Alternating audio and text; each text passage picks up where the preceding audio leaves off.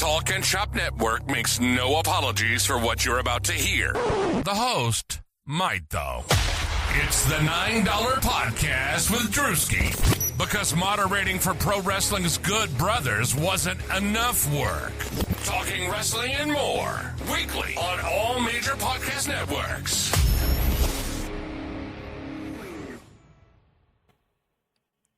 Hello there. Those of you tuning in for the first time are wondering, who the hell is this? I am Drewski. I am the moderator of the Talk and Shop Patreon and the chat known as the Falcon's Nest. About 6 months ago, Machine Gun Carl Anderson had an interesting idea. What if I made a podcast network comprised of people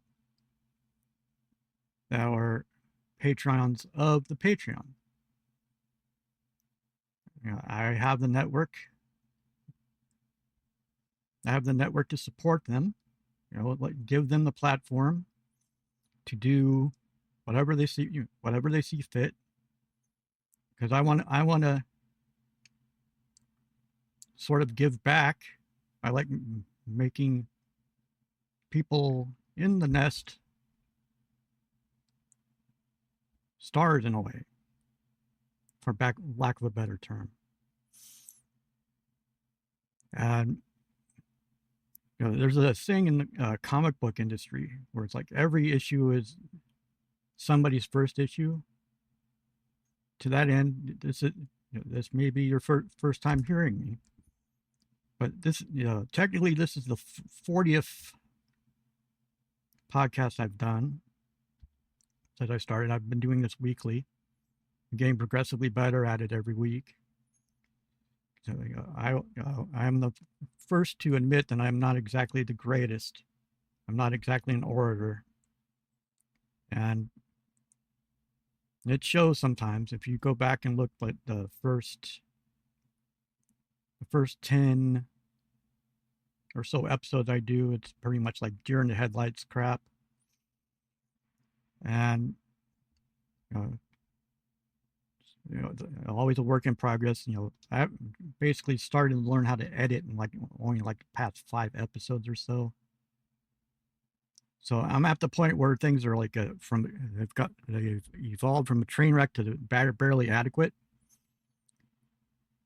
And to that end, the Machine Gun has decided to use the Talk and Shop Network platform to give the podcasts on the Patreon airtime for the masses. So anything you don't like, it's their fault. Unfortunately. Fortunately or unfortunately, depending. It's like you'll notice that there's a lot of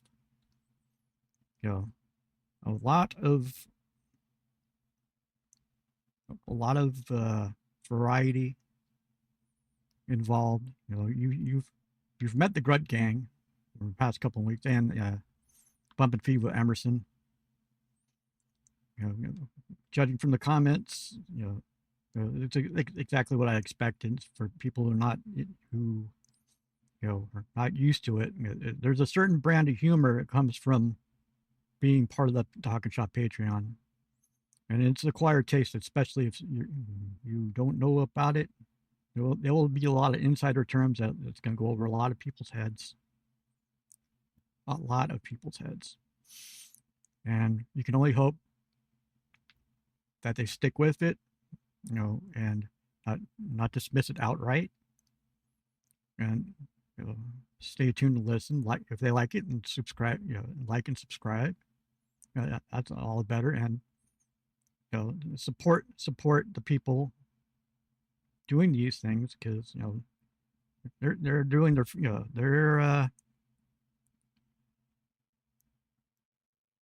they're donating their free time basically to put these podcasts out. They're not really making money doing this stuff. You can argue that you don't really need to go you to make money to do this stuff if it's what you love. But it don't hurt. I mean, I'm no different. It's like most of the Falcons Nest podcasts have their own like merch stores set up on their own. It's basically it's a whole lot of DIY stuff going on, so it's a whole lot of work. Like I will keep reiterating, it's a work in progress all around on because it's early days. I'm no different. There's mine. And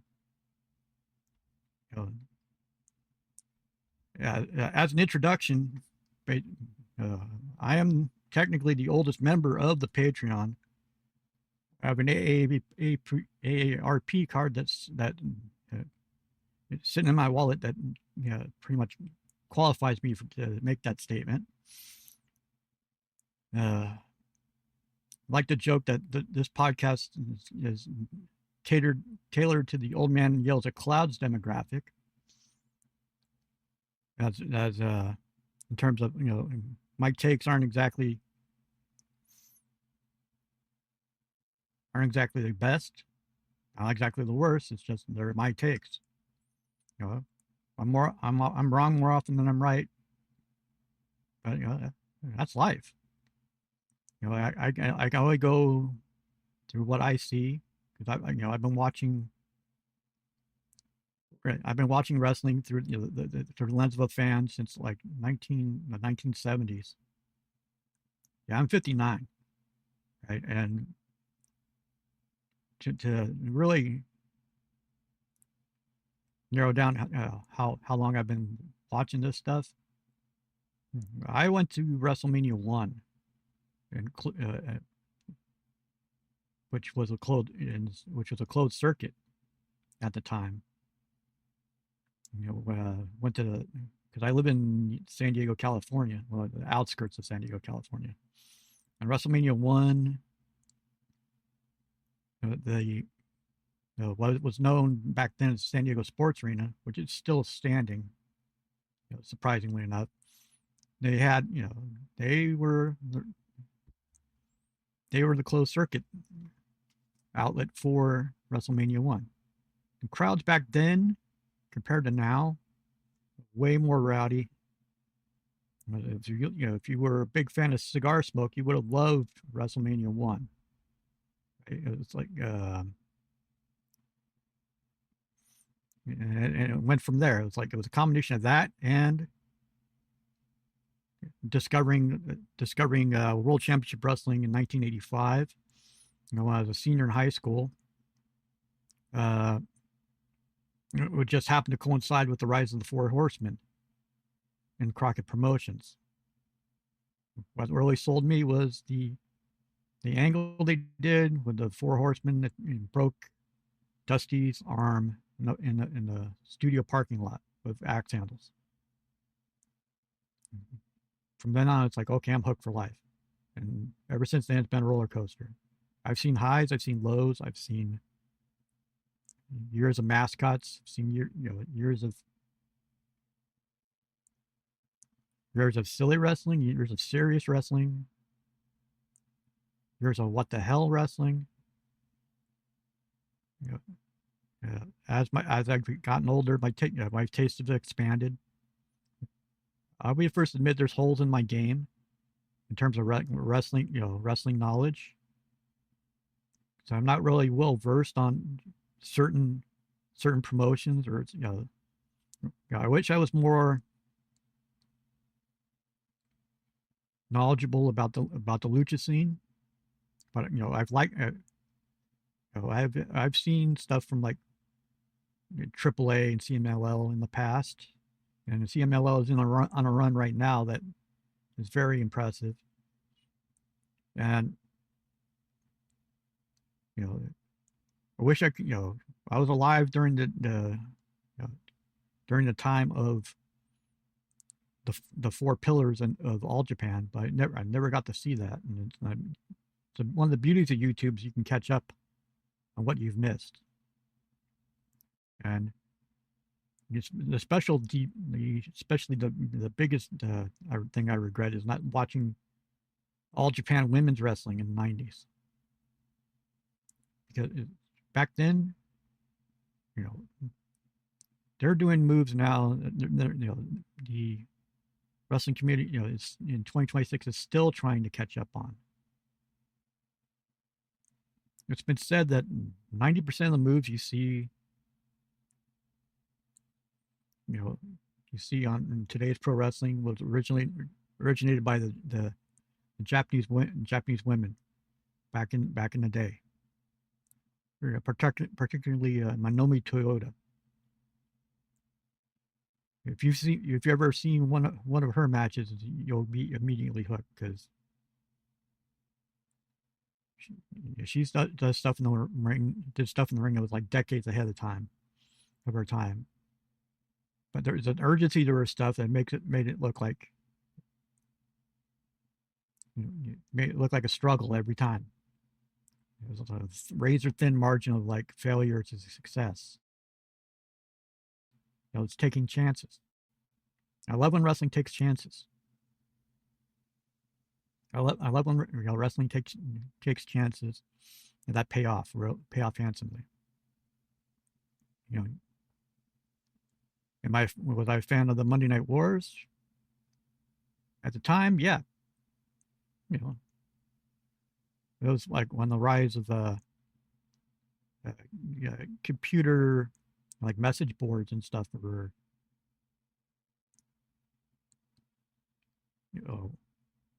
talking excitedly about which wrestlers jump into where.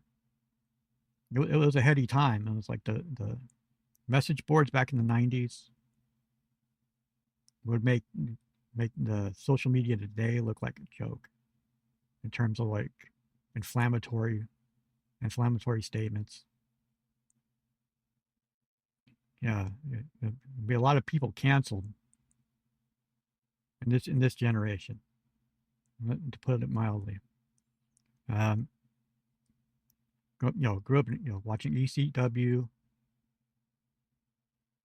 That was a good thing about in San Diego. Cable had just started, like in the early 80s, mid 80s. And around that time, ESPN would run it on daily in the mornings. It was like it was a block of wrestling.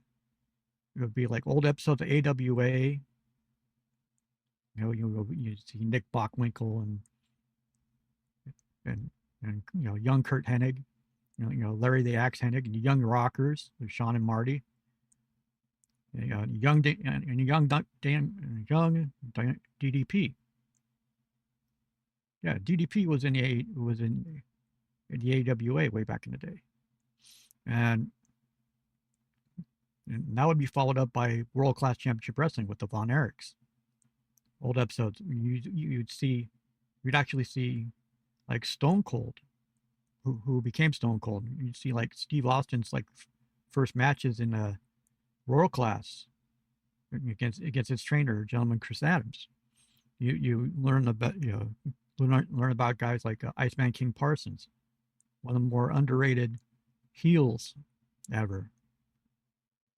Where some of his catchphrases and mannerisms would be adopted years later by one Rocky Maivia.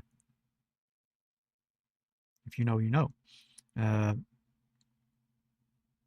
It's one of the first promotion I saw a young Sid Vicious. It was like a tryout. It was technically a tryout match against, again, gentleman Chris Adams. It's like the first time you see Sid, it's like, holy crap, right? I can remember days like in WCW was just starting out. You'd see young young Mark Callis. Yeah, Mark Callis and Dangerous Dan Spivey. Mark Callis before he became the Undertaker in WWF. You'd see Jean-Paul Levesque as one of the Blue Bloods with David Taylor and Lord Steven Regal. before he jumped ship to become the cerebral assassin, the King of Kings, yada yada yada.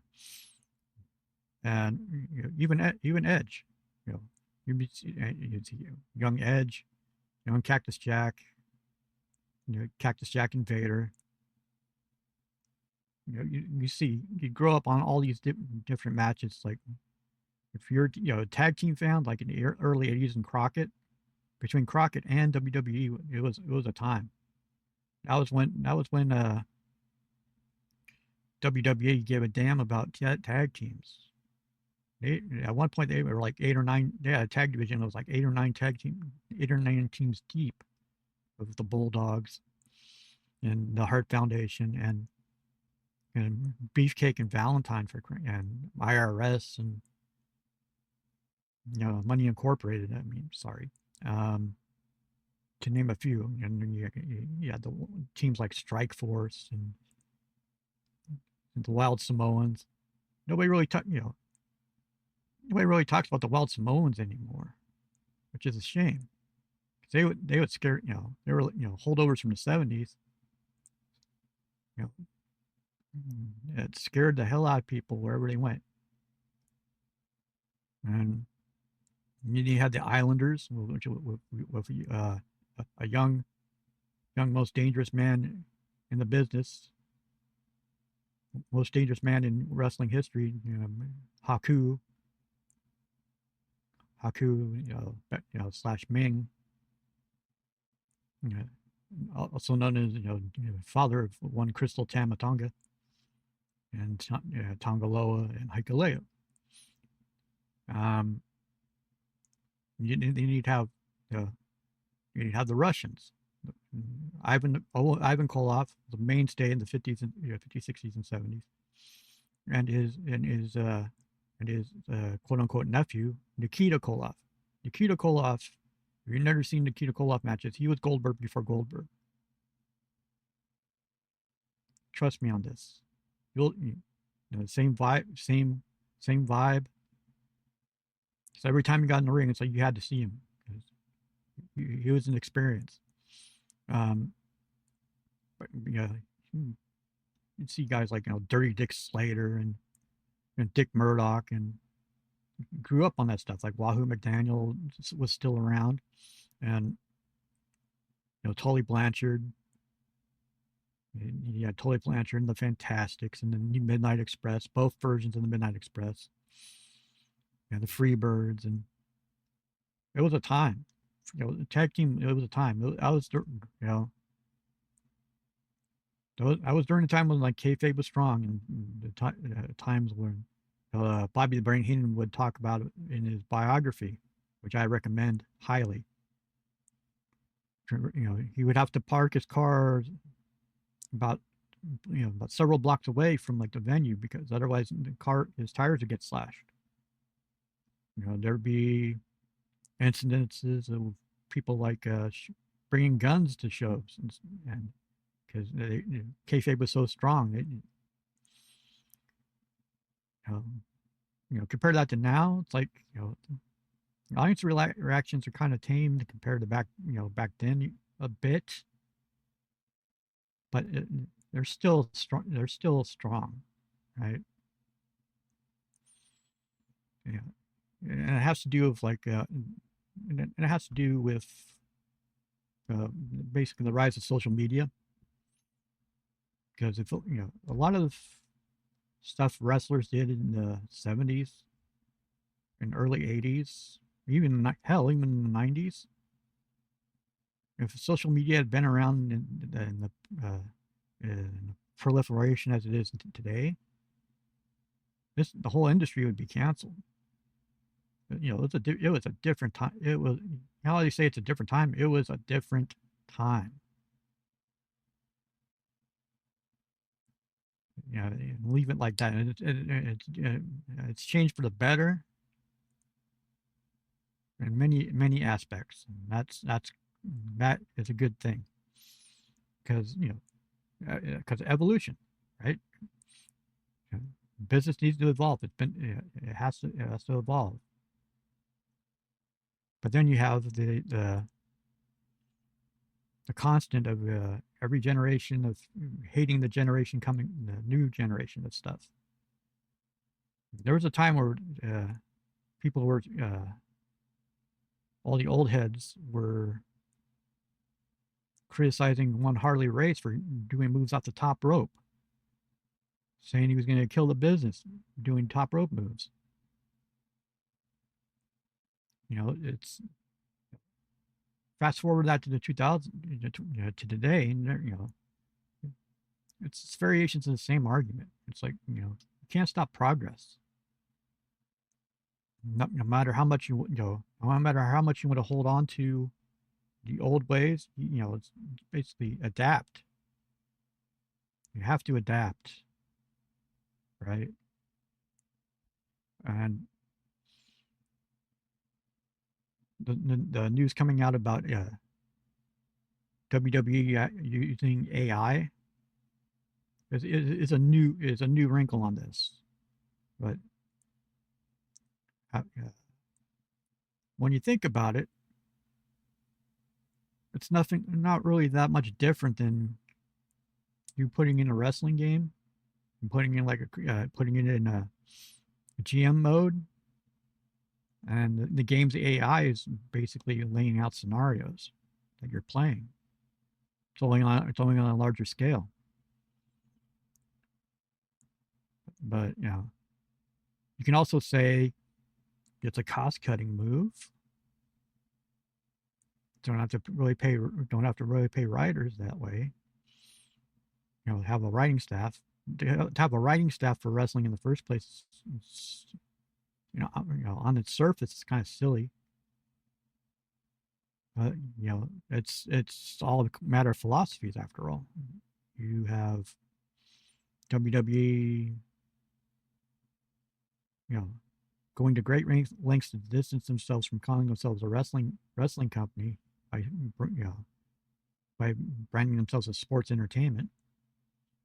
And sort of like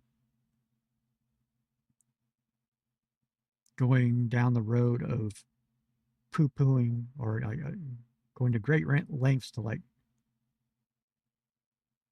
not refer to it as wrestling at all.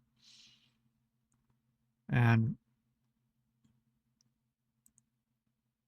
what technology is advancing faster than a lot of people always advances faster than a lot of people can grasp, in a sense. It's not just WWE. It's like everywhere else. It's like AI is starting to permeate pretty much everything. You hear a discourse about AI is going to take over jobs in and of itself.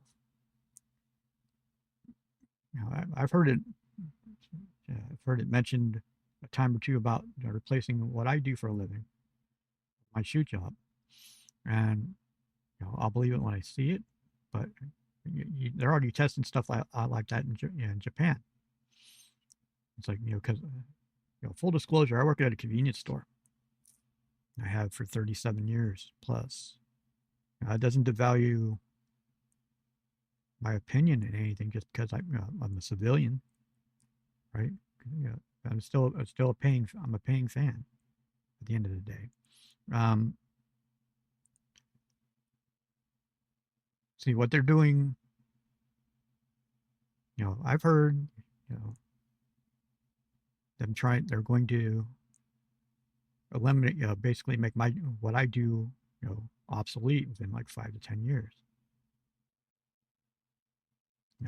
I've been hearing that for the past 20. So who's to say? It's like people have been calling for the death of wrestling since the 1950s, for crying out loud. It's not the government. It's like it's like local state commissions.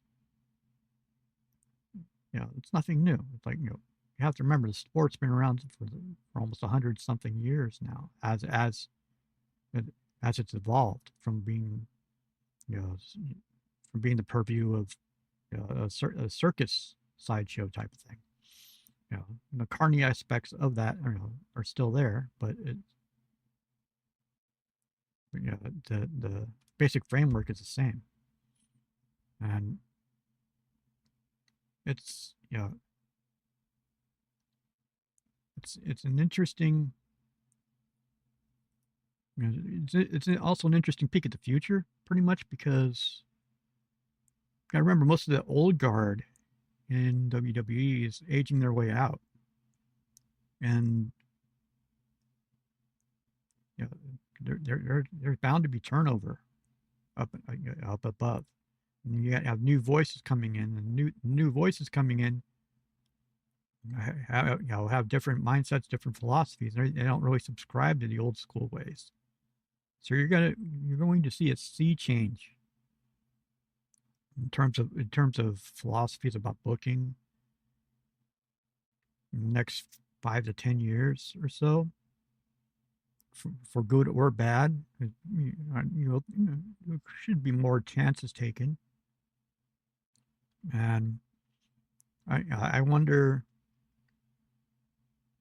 what it will look like in 10 years, because again, a lot of the talent is aging out. The talent is aging out at pretty much the same time too. WWE in particular has a lot of talent that are either on their last run or they're about to go on their last run. And it's going to leave a vacuum. And you'd like to think that they have like young talent ready to go, but they do. But some of them are a little, some of the call-ups from NXT are a little older than they like to be. As big a fan of like All Ego Ethan Page as I am, because I've known Julian, shoot name, for years, since he teamed in the North with Josh Alexander, and he's in his early 30s. He might be the future top heel on the main roster, because he has pretty much the whole package. He plays smarmy really, really well. Obafemi, Obafemi is legit, and hopefully they don't drop the ball on him, because it's set up for it's pretty much a home run if they just get out of their own way. It's the one thing about WWE. It's like, I reckon, especially with the TKO ownership, I liken it to like a sports franchise when you have like a owner who has no experience, like a day-to-day, trying to enforce his will on like play calling for the team he owns, and it becomes a power struggle. Power struggle between like ownership and the people he's trusted to trusted to implement their philosophies. Because I look at how they've booked Cody. Cody refers to himself as quarterback number 1. It's hard to be quarterback number 1 when ownership is dictating, is trying to call plays from up high that run counter to what his coaches and his GM and his coach and his offensive coordinator, which would be the booking committee, which would be Hunter and Hunter and the writers, their game plan. But you see it like in every sport, pretty much, and it never ends well, right? You're not giving quarterback 1 the best opportunity to succeed in that fashion, right? You're not putting him in a position to succeed, and that is a detriment to the organization in the long run, and it leads to discord, and it leads to disagreements, and it leads to acrimony all around up, and it also leads to firings. You've seen it before, and I've seen it before in football, seen it in baseball, seen it in basketball, and you shouldn't be surprised that it happens in wrestling. Yeah. So basically, quarterback one can only call the play, only run the plays that are called, right? He can voice his opinion about it, but it's not his call. He has to abide by the coaches, right? So it's, and I hate to use that sports analogy, but that's the way I see it. Whether or not things improve, it's hard to say. It's very hard to say.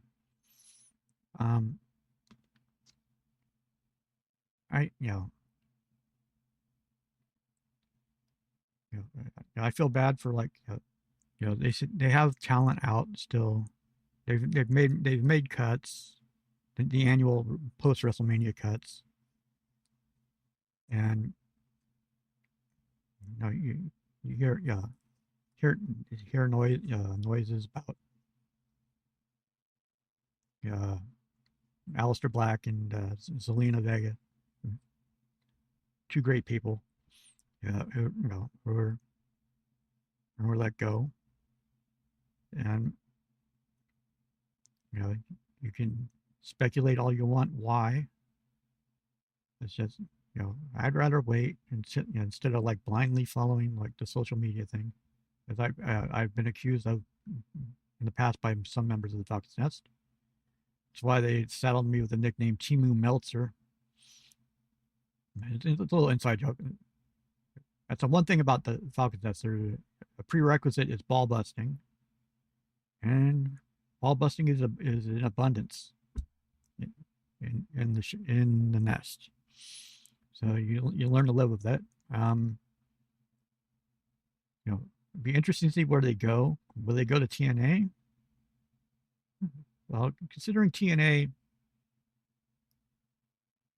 loves the supernatural, as they've shown with the return of the return of the Shadow Realm and the return of Demon and Bunny. Now, full disclosure, there's a little bit of personal bias here because I've known both Rosemary and Allie for almost as long as I've known almost as long as I've known the Hoots, and I support those people. I support both of them immensely because they've been nothing. They're nothing but kind to me every time I've been with them. Every time I've met them, and they put up with me. They've put up with me. They've put up with me for years, to put it mildly. It's nothing untoward, but I consider them friends. I don't have many, but the Nest knows a couple of the friends, and again, more ball busting. I'm not gonna bring up the other friends because I don't need months of serious ball busting coming up. But it's considering what the Bunny, Cherry Bomb has been through the past couple of years. Because her last two matches in AEW, she got seriously hurt. I think her last match, she broke her orbital bone. It took her a long time to heal. And she just got cleared about a couple months ago because of it. And she's got the itch to start training again. And here we are. And that was good for her. It's she needs it. She needs it for her. And I said, I'll support them regardless because, again, good people. As far as the boys, who we refer to as the Hoots, referred to Machine Gun and one Luke Doc Gallows, him with the 30 different gimmicks. The boys are in Japan right now, basically going through the Noah roster, like a buzzsaw. Basically, they've only been there for about a week or so, and they've basically beat the crap out of almost the entire roster. They have like a big match coming up tomorrow, as I tape this, between like two of the big legends of pro wrestling Noah, Kano and Marufuji. It's been the boys have been positioned that they may be future GHC tag team champions, which would add to their resume, add to their historic resume, and which would be immense, because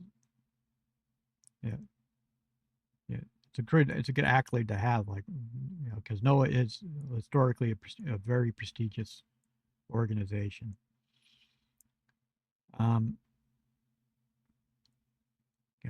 After their run in, because there are 2 weeks in Japan, then they're back home for a day, and then they fly back out east, or back out west. Yeah, we need a compass for direction. For a week in Australia.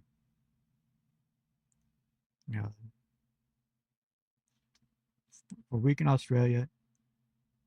And they're going to be touring with Killer Kross and Scarlett and Shotzi Blackheart, which will be very fun because those are fun people too. And after that, they fly back for like a couple days, maybe a week. Then back to Noah for 3 weeks in Japan for a longer run. So their dance card is full until July. It's been, the frequent flyer miles are like ridiculous. As soon as Delta figures out how not to put Machine Gun's luggage in a spin cycle every time he flies, everything will be nice and rosy. And it's good that the guys are having a good time. They've basically run through every steakhouse in Japan already, including Ribera, where the Machine Gun picked up his 19th, not a typo, 19th Ribera jacket. Every time I hear a number of Ribera jackets he has, I have to laugh, because I remember a couple of years ago, one Matt Cardona got on Twitter, got on social media, and was bragging that he had just gotten his 9th. To which I replied to him, well, Machine Gun has 13. It pretty much shut down his whole rant. It was one of the few times a little bit of snark helped on things. Speaking of snark, it's like I could talk crap about what I refer to jokingly as the Falcon's Nest main event, which is every time Rocky Romero, who's the silent partner, alleged ex-silent partner of the Talking Shop Empire, every time he gets involved in a match and gets basically buried or basically wrecked, be it on Collision, be it on Ring of Honor, be it on Dynamite, that's his job now. It wasn't enough to be in the top top 5 most powerful people behind the scenes in wrestling, stemming from its humble origins, keeping the Good Brothers under 30 minutes in the Tokyo Dome doing podcasts.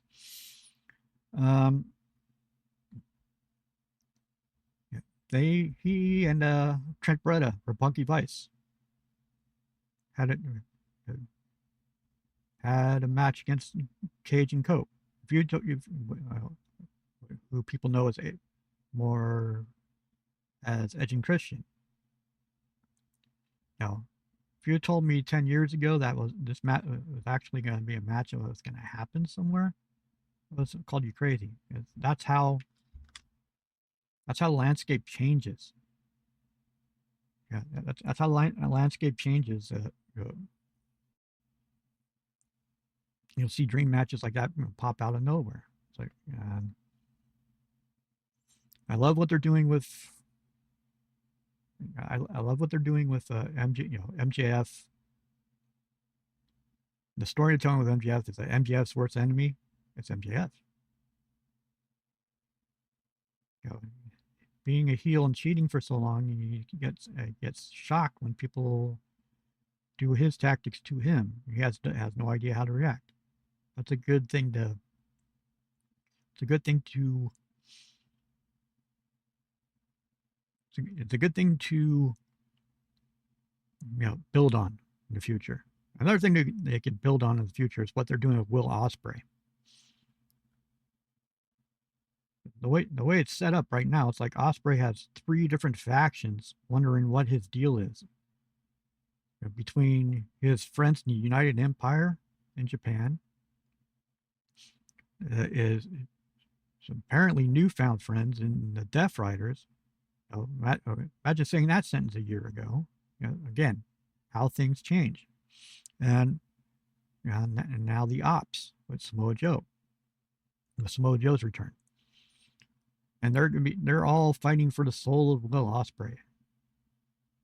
It's a very interesting dynamic that they're playing with, especially coming up Forbidden Doors coming soon. They've been slowly building it up in the background, especially in New Japan. New Japan's really been playing up that they really hate AEW. So this will be the first Forbidden Door where it actually feels they can play out the animosity in a way, and it'll be interesting to see how that goes. Darby's insane. Well, everybody, Darby Allin, I know water is wet. Darby's insane.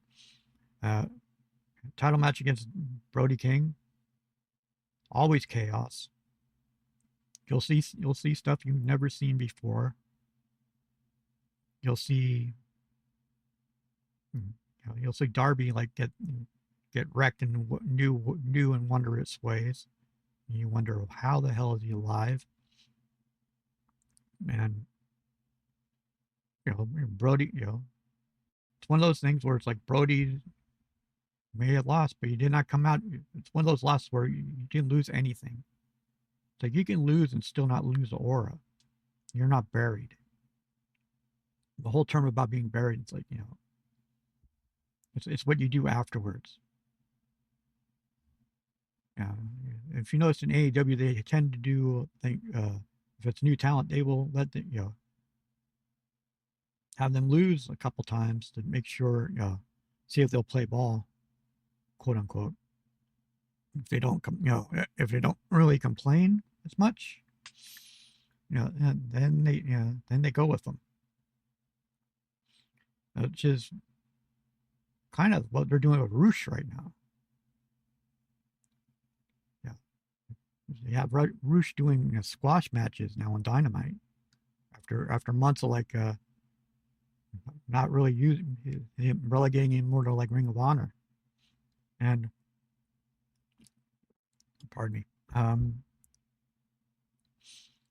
It's interesting to see what they're going to do with Rush in the future. They're setting up Andrade to face MJF. And Andrade's getting so over. It's almost like a 2-horse race for like most improved wrestler in 2026,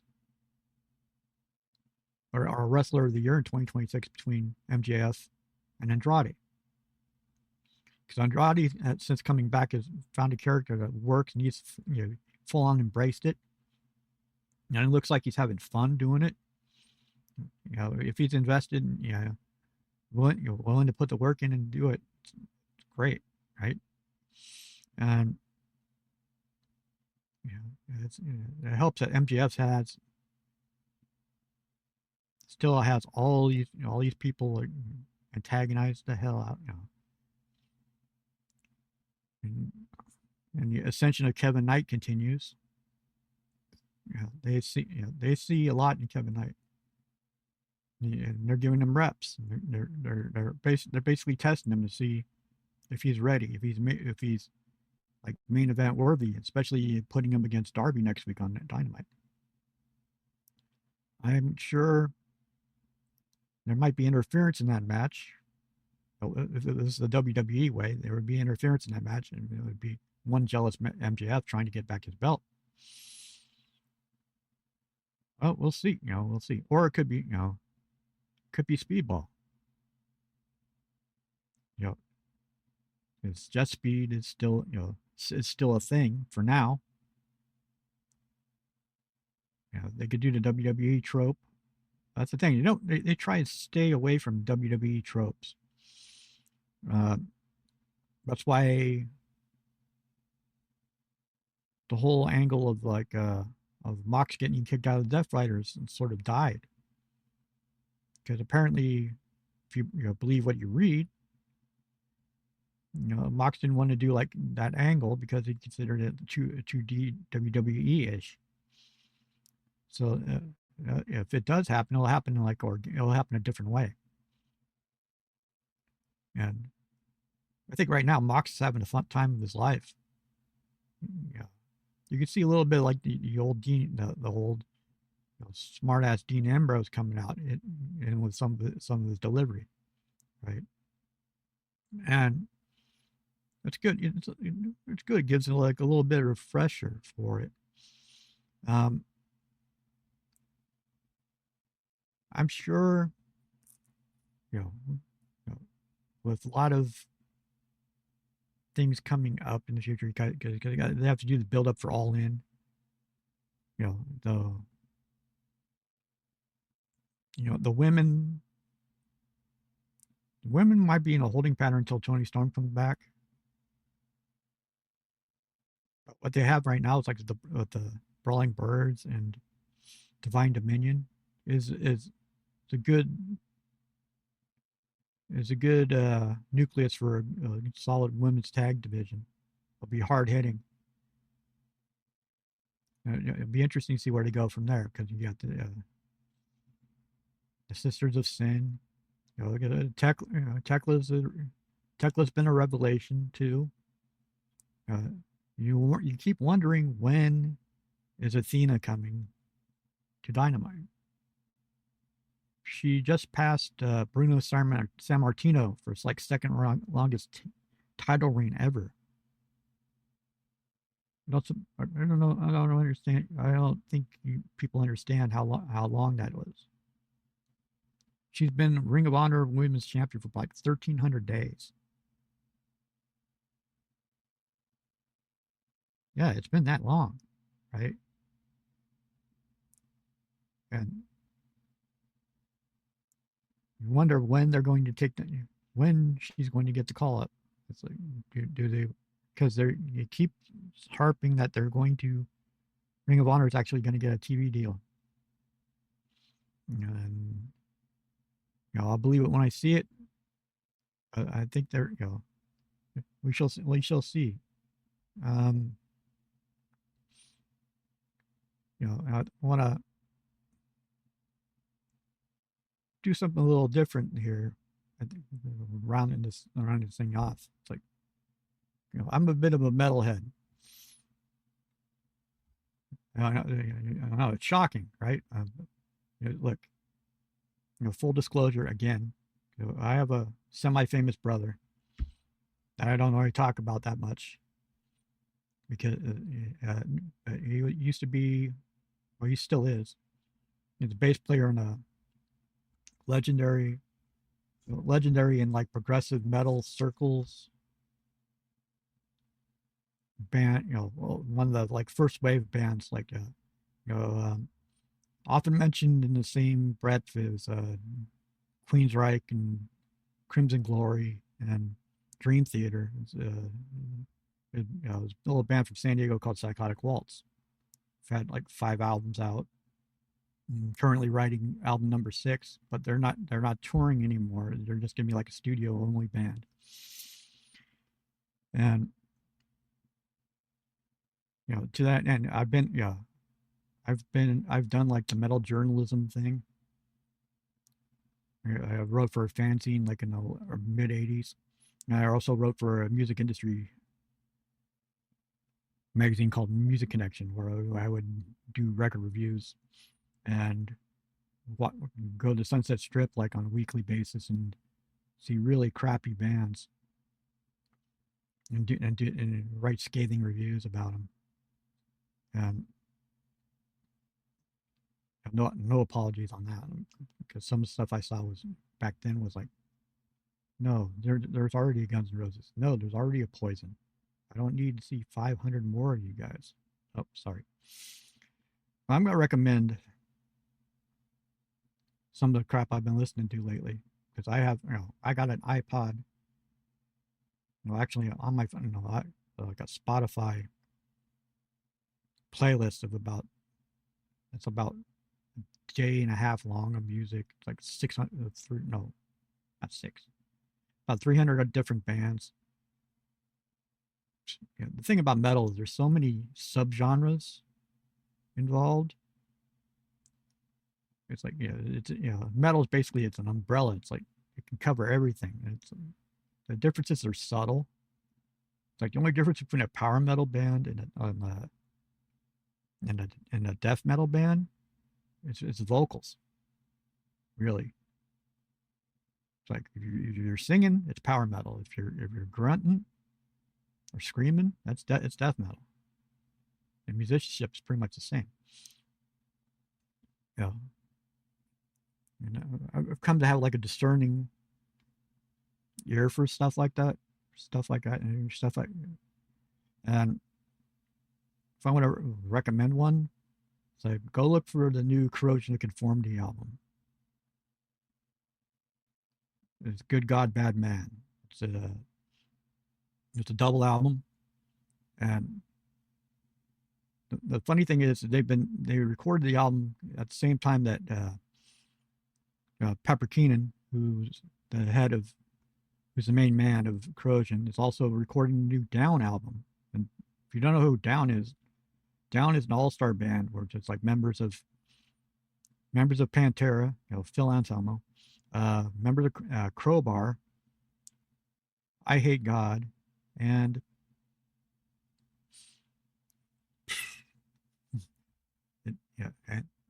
and Corrosion. It's some, and the last time he did this, because it's not the first time Pepper's done this. He did the same thing when he recorded the Deliverance album the same time he recorded the first Down album, and they both came out, they both came out the same year, and they're both insane. And I recommend the new Corrosion of Conformity album highly. It's a little different than if you're going in expecting Wise Blood Part 2, no. It's more along the lines of In the Arms of God, mainly because Stanton Moore is drumming. Yeah, and Stanton Moore is like a really good drummer. My favorite song on that so far, I have to keep listening. It's called "Asleep on the Killing Floor." It's a total vibe. It's great when you got guys like my age that are still like rock, still bringing it.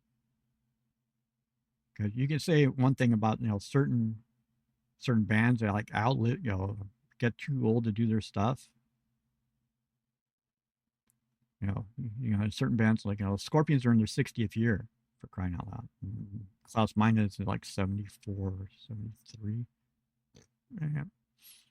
And still trying to hit like that, hit the high notes and stuff, and it's like doesn't really work out that way. You would think they would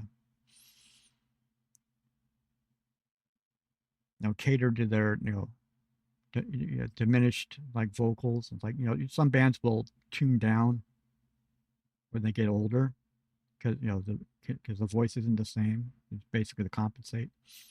But like I said, I recommend COC highly, and I also recommend that you check out the what we're doing on the Talk Shop Patreon. It's like it's about it starts about $8 a month, more or less. It's a good community, and we tend to again, a lot of ball busting. There's a lot of inside terms. Some of the humor might be a little sophomoric, but then again, I'm telling you, it's through an old man filter, right? There's a bit of like a generational gap on some stuff. I admit that. But everybody respects everybody there in the nest, and supports each other. And that this day and age, that's really important, actually. I mean, it's usually people like at everybody's throats. It's good to have a community that has that's more or less nothing but positivity. Because they're all there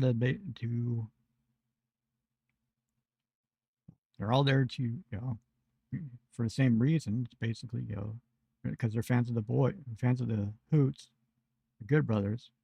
If you've never met Machine Gun and Gallows, they're great people. Well, it's funny that I say that because I've never met them in person. You know how they talk about parasocial relationships? It's sort of like that, but not as creepy. At least I think it's not as creepy. I think go ahead and end this. And it's like if you've made it through this far, congratulations. I'll be back next week. Supposedly they gave me a dedicated day to do this, to salt your eardrums. Well, of course, I'm the last to know. So we'll see what day this comes out. And until then, if it does come out, it's like, well, I'll see you next week then. Thanks for listening to the $9 Podcast. Support the show by going to the $9 Podcast or going to patreon.com/talkinshop to dive headlong into the insanity. See you next week.